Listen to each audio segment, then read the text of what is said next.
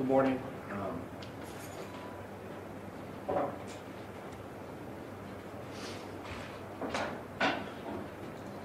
On behalf of the Warren City Schools, our parents, our family, community members, it was a sad day yesterday. We lost the lives of 6 of our students in the Warren City Schools.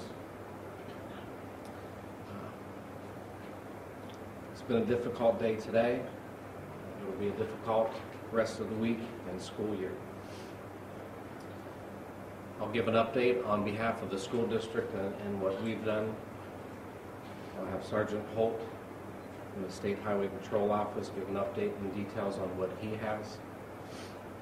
We'll have Ed Bellino with Valley Counseling give an update on some of the services that are being provided in our buildings today. I do want to say a few thank yous. Yesterday morning got notification from my Associate Superintendent, Steve Shiro. We began texting, phone calls, trying to get details.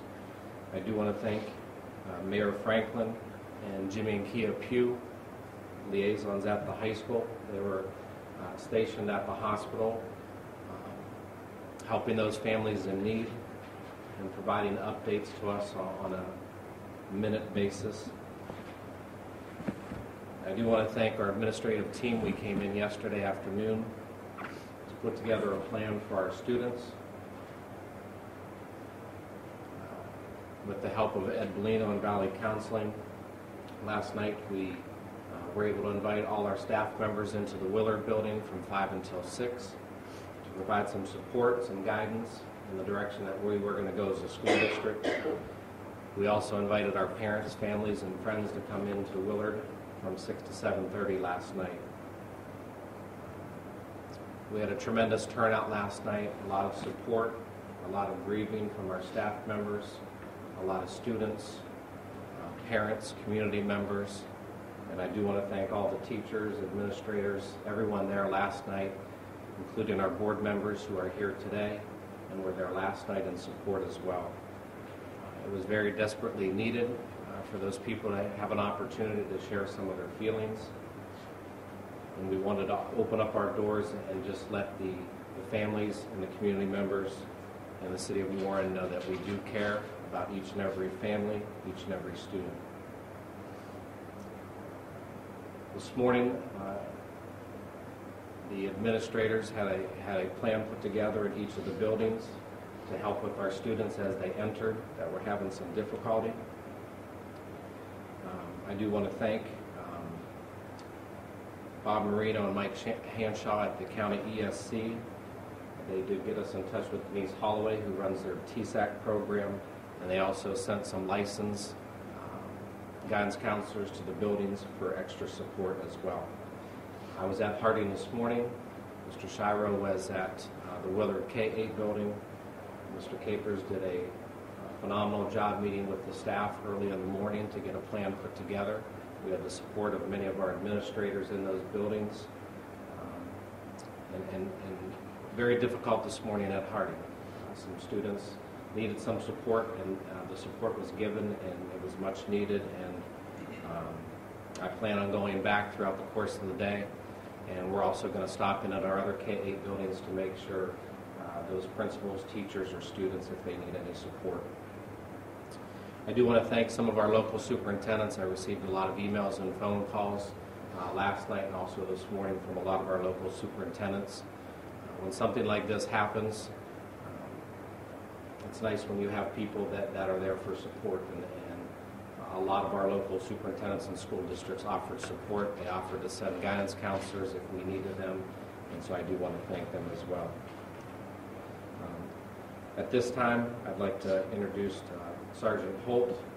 He'll give some details. We had a press conference last night, and he'll give you some details in regards to the incident, and also try to answer any questions if the media may have some questions.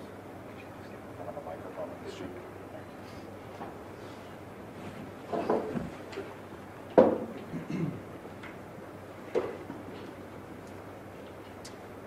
I wish I could say good morning. My name is Lieutenant Brian Holt. I'm Post Commander with the Warren Coastal Highway Patrol. The last 24 hours have been difficult, to say the least. I first of all want to say that my heart goes out to the family and friends of the victims of this tragedy. It was just a difficult situation. I also want to start by thanking the people in the medical field and law enforcement that reached out to us, have given us all the resources that we could ever ask for. The State Patrol has used resources from as far away as Columbus to assist in this endeavor, not to mention all the local assets that we've utilized. And I can assure not only the media, but I can assure the families of those involved that we will have all the answers that could ever be obtained. We will update the media as we receive that information. Of course, we can't release anything until we have, of course, solid information. I do want to make one correction from yesterday's media information, and that is the fact that one of the deceased, Brandon Murray, is in fact age 14. We do have him listed as age 17.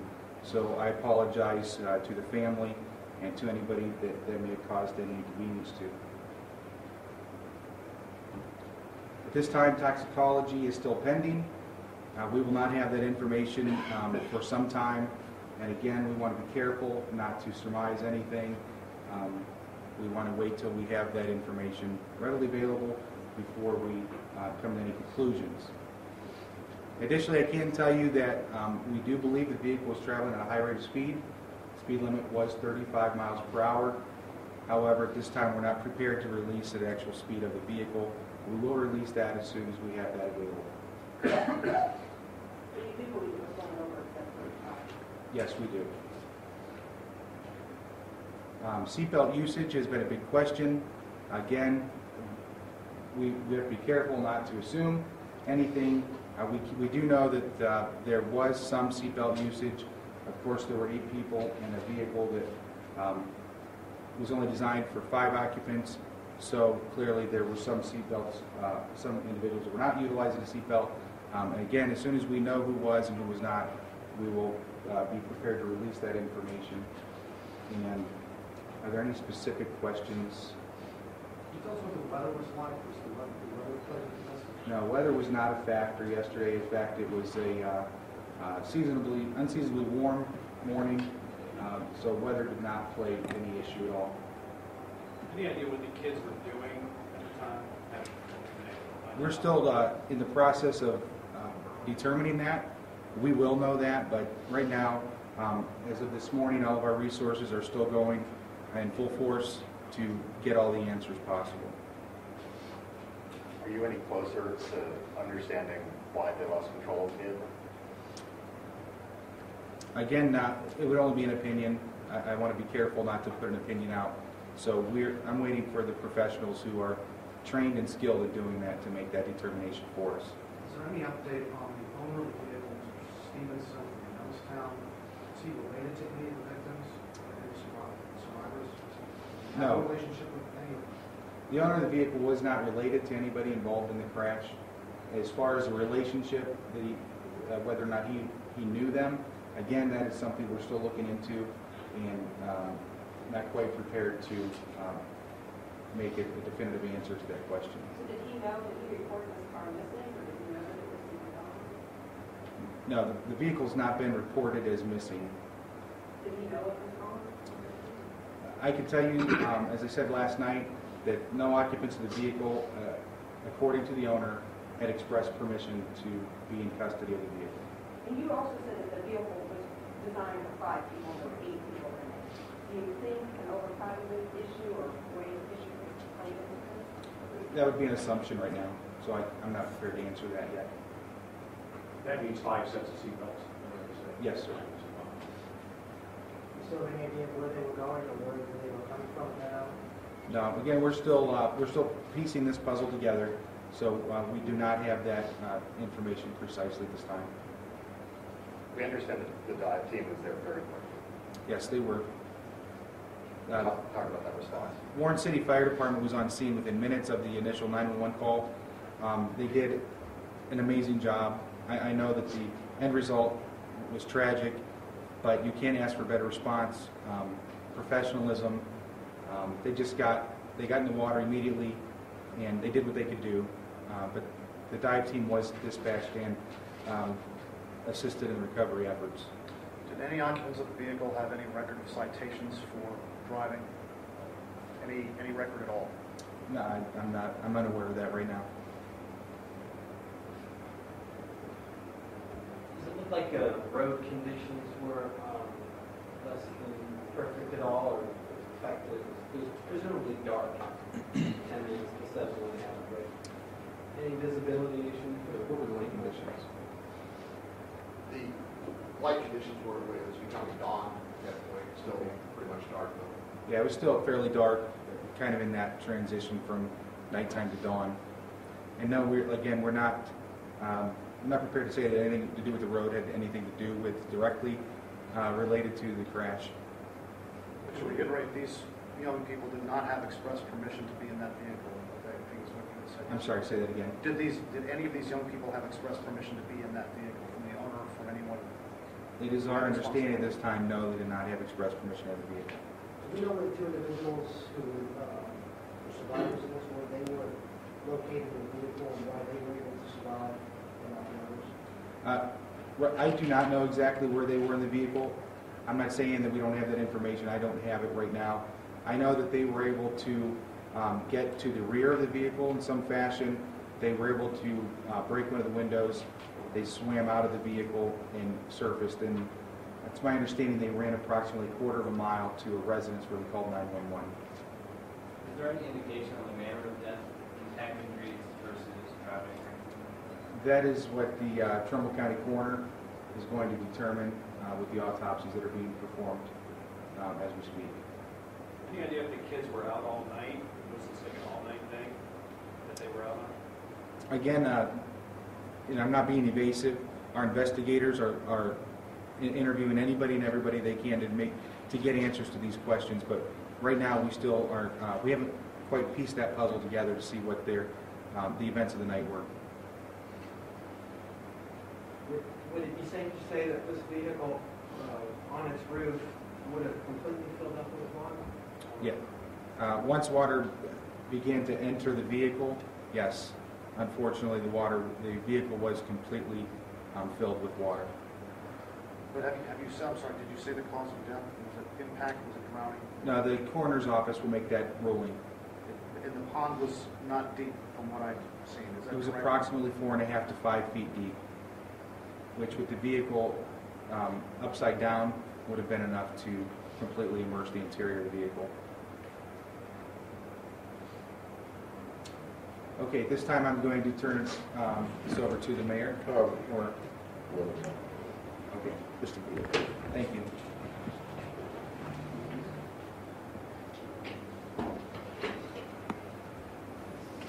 Good morning. I'm Ed Bellino from Valley Counseling Services. We received a call from Mr. Notar yesterday morning to come out and come in for a meeting and to strategize how we can help the district get through this process. We have trained folks at Valley that are trained to deal with critical incidents such as this. Currently, we have counselors at Orange and Harding High School and at Willard K-8 school, and they're providing alongside of the staff of Warren City Schools, their counselors, as well as counselors from the Trumbull County Educational Service Center and their districts outside of it. Our purpose of our counseling today is to help kids get through this process and to allow kids to vent what they're feeling and so forth. We provide counseling not to the kids but also to the staff and helping them remain strong so they can be strong for our kids. We also can provide stress relief services to our first responders if necessary, and we'll provide that service.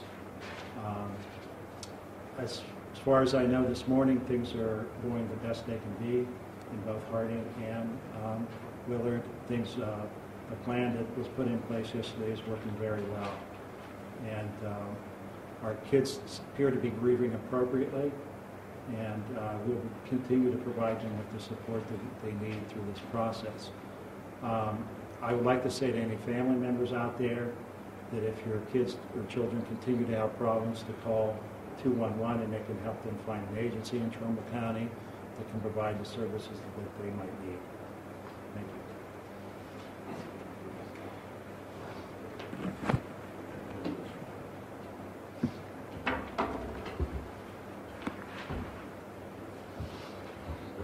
Good morning, everyone. Doug Franklin, D-O-U-G-F-R-A-N-K-L-I-N. Just like to reiterate a lot of what was said last night and thank the various law enforcement and first responders throughout our whole valley. They did a great job. Our response time to the scene was 2 minutes, which is fairly quick. Our central fire station, which responded, is fairly close to the scene.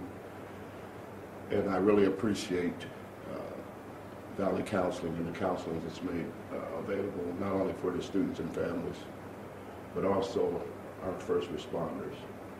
We had some young divers who was pretty shook up. It's my understanding in the briefing this morning. And they're going to need all of the support as well, and the counseling from every agency and the community at large. I've spent most of last night and yesterday morning with the families. I'll be continuing that process now that I know a lot more of the families I did have. Being there, you know, most of the people in a community our size. So I'll be spending most of the day trying to help comfort those families. But I would like to say, particularly to the school systems and the State Highway Patrol, we're a community that celebrates our victories together, whether they're in a classroom or in the sports fields and arenas. So we're also a community that pulls together and cares for each other at times like this. It was a telling time on our whole community, and it is still. And I've been inundated with calls from citizens that have asked, what can I do to help? And my response has been consistent, is that you can reach out to those families with prayer, but not only this week, but in the months and years ahead, because they're going to need it. There's a lot of suffering families out there. It's always disheartening when you have young people perish in an accident of this kind. So we're just going to pull together as a community and stick with each other and love one another, as strong communities do. Thank you very much, and I turn it over to the superintendent. Doug? Yes. When I talked to you yesterday, you said that this was one of, I know there was a lot of tragedies, this is one of the... Yeah, it's ironic. It was almost a year ago today that the Austin Avenue tragedy happened with 3 young kids and 2 parents. So it's been tough on particularly our first responders in the fire department. And I might mention many of them on both scenes, yesterday morning and last year, were some of our new firefighters. So I just ask you to thank them, reach out to them, and let them know you care. Doug, is this I don't know if you were Lieutenant Holden, is this the worst accident that's ever happened in this area? County or Warren? I believe, I'm pretty sure it is, and I'd rather Lieutenant Holt respond to that question because he has all the data.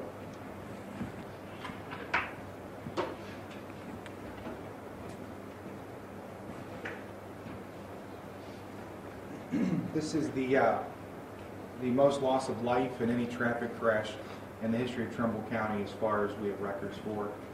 And the records that I have available to me in short order dictate that this is the most loss of life in any traffic crash in the entire state of Ohio in the last at least 3 years.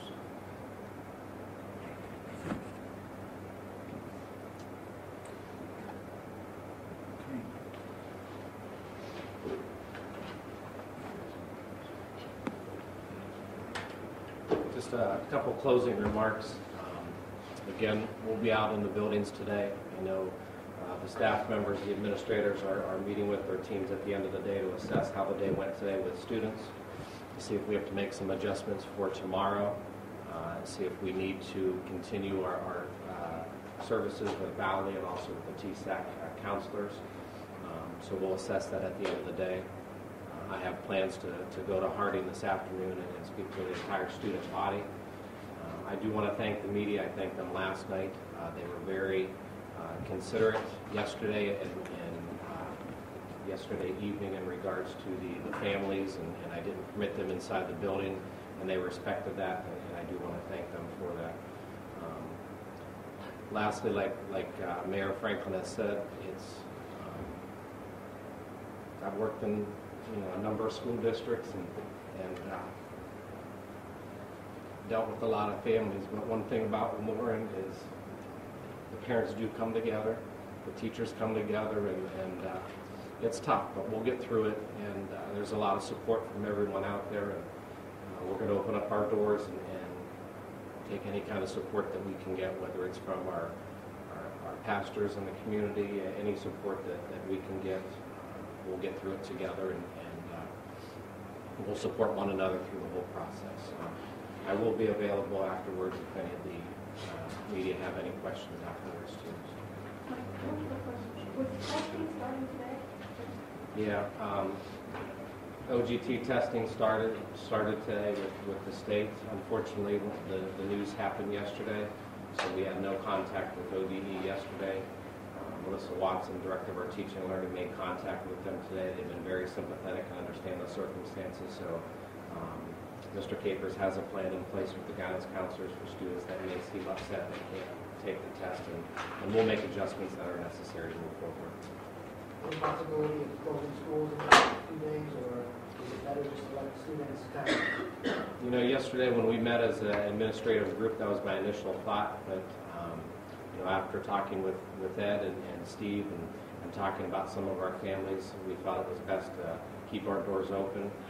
We actually had some of the students who were siblings of some of the deceased, and they came to school today, and I think they needed that support.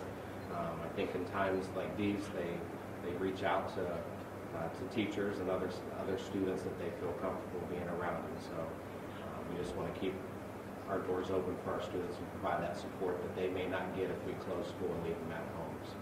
I know you probably knew some of the students. How difficult is it? It's tough. My first year in education, I had a student that passed away. I taught 5th grade, and I still remember at that time as a first-year teacher, the principal said that it's something that they don't teach in school. It's an adjustment that you have to make. It's very difficult.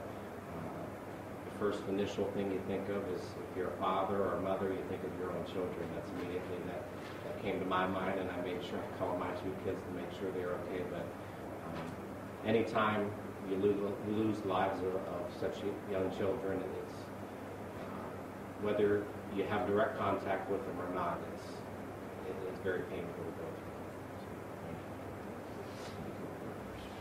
Yeah, and as I mentioned earlier, I do want to thank our school board members. They were present last night. They're also here today to support us. We have our board president, Regina Patterson, vice president, Mr. Robert Faulkner, Rhonda Baldwin-Amorgus is here, Andre Coleman, and Patty Lompero. So I do want to thank them for their continued support, not only us as an administrative group, but also our staff and our students too. When can we expect another update? We'll talk today after school. I'll meet with Ed and our administrators to see how things went. We're going to get out and about to the buildings today, our other K-8 buildings as well. The administrators know if there's issues in their buildings, we'll send support that way. My door's open and my phone's always on, so I'll update the media. I've tried to accommodate the media when they call or need to talk, so we're just going to take it one day at a time. It's hard to say. Michael, what about the survivors? Did you talk to them? The survivors, Would you mind going in front of the mic? As I said yesterday, the survivors were treated and released, and they have been extremely cooperative with our investigation. I'm certain they're grieving, but they're cooperative with us this time. So, I don't know how they're, medically speaking, I think they're going to be just fine. How did they get out of the car? Yeah, they broke a window and they were able to swim out of the vehicle. Lieutenant, if I missed this when you said earlier, I apologize. Do we know any more about how they came to have this home? No. Like I said earlier, the owner did not give express permission to anybody in the vehicle to have it. That's all we know right now. We're still working on getting those answers. You said they closed the back of the window, assume that's the rear of the vehicle? They broke one of the rear vehicles, one of the rear windows of the vehicle. Do we know the nature of their injuries when they went to the hospital? They were non-incapacitating, I do know that. Okay, thank you.